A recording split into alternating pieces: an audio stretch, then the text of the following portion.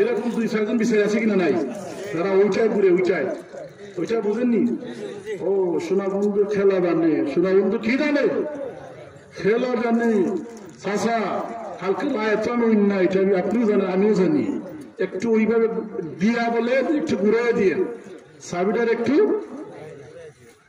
অথচ আল্লাহ নবীর হাদিস, সাবআতুন ইযুল্লুহুমুল্লাহু ফি যিল্লিহি ইয়াওমা লা যিল্লা ইল্লা যিল্লুহু। 7 গুরু মানুষকে আল্লাহ পাক রব্বুল আলামিন কিয়ামতের দিন আল্লাহর ছায়া জায়গা দিবেন। আল্লাহর ছায়া মানে হলো আরশের ছায়া। ধরে বলেন সুবহানাল্লাহ।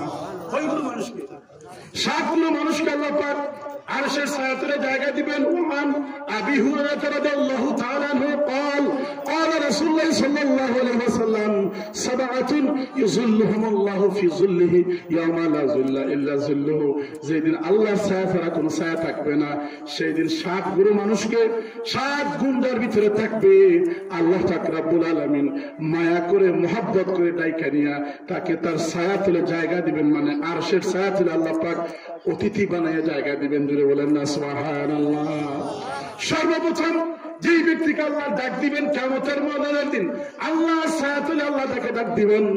সেই হাদিসের মধ্যে আনা হয়েছে প্রথম নাম্বারের ব্যক্তি হলো ইমামুন আদিল, ন্যায়পরায়ণ বিচারক, ন্যায়পরায়ণ লিডার, ন্যায়পরায়ণ নেতা। ধরে বলেন না সুবহানাল্লাহ। ইমামুল আদিল, ন্যায়পরায়ণ বিচারক, যিনি তার সন্তান দেখে বিচার করবেন না, কারো টাকা দেখে বিচার করবেন না, কারো লাঠি দেখে বিচার করবেন না। দূষিত দোষী তোমার শরীয়তের আইনে যেটা প্রাপ্য সেটা হবে। কথা বুঝতেছেন? 1 নম্বরে আনা হয়েছে। যাই হোক, এদিকে আমি যাচ্ছি না।